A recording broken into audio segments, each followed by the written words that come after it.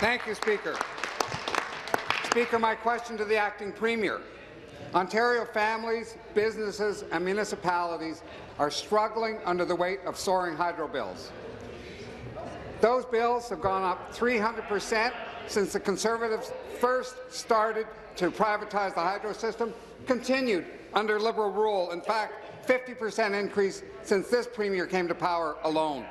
We've told Ontarians stories in this House for almost 2 years now.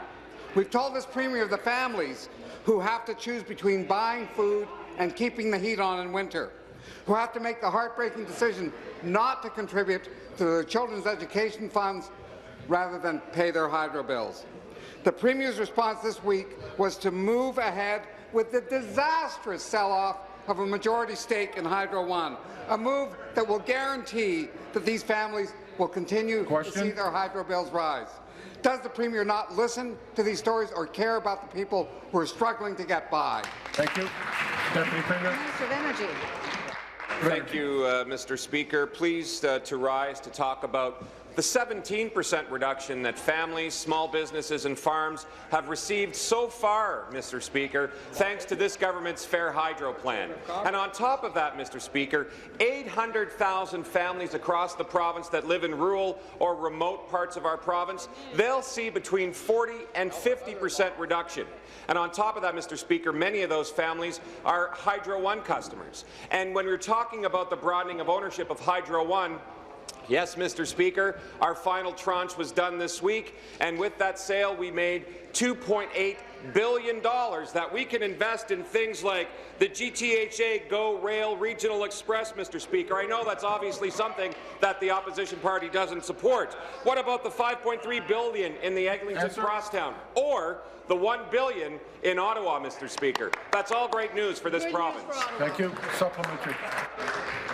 Again to the Acting Premier. We've told the Premier about businesses eager to expand and create more jobs.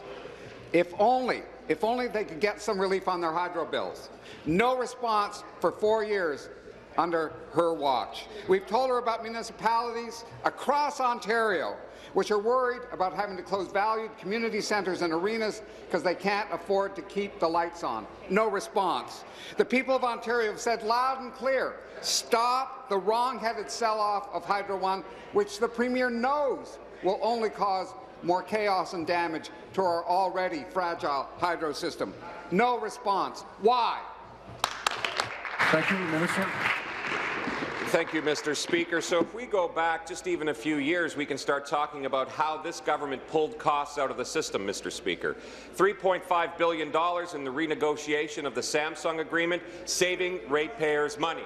We cancelled the LRP2 project, Mr. Speaker, saving ratepayers money. We can go back further and further, Mr. Speaker, to talk about ways that this government continued to find ways to save ratepayers money on their electricity bills. The one thing that we had to do, Mr. Speaker, was rebuild the system. The system was a mess, and it was left a mess by those two governments when they were in power. We stepped in 2003 and had to rebuild the system at a cost of $50 billion. And, Mr. Speaker, when we rebuilt that system, we made it clean and we've made it reliable, and we no longer use coal in our electricity grid, something that is seen as a leadership role, Mr. Speaker, around the world. Thank you. The member from Leeds-Grenville, second time. Final supplementary. Thank you, Speaker. Again to the Acting Premier.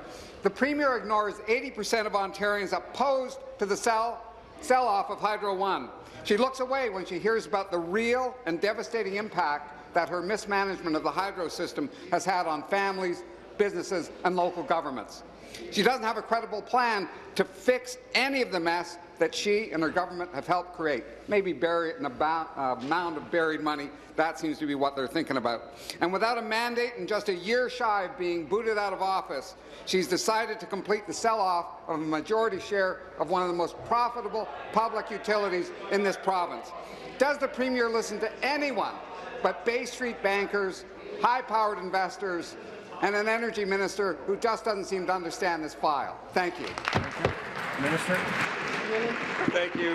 Thank you, Mr. Speaker. Once again, I'm very pleased to stand and talk about the significant reductions that families are already receiving, the 17% reduction that they are receiving today. When talking about not understanding the file, Mr. Speaker, outside experts and observers agree that the NDP's pamphlet on what they would do with energy won't even help Ontarians.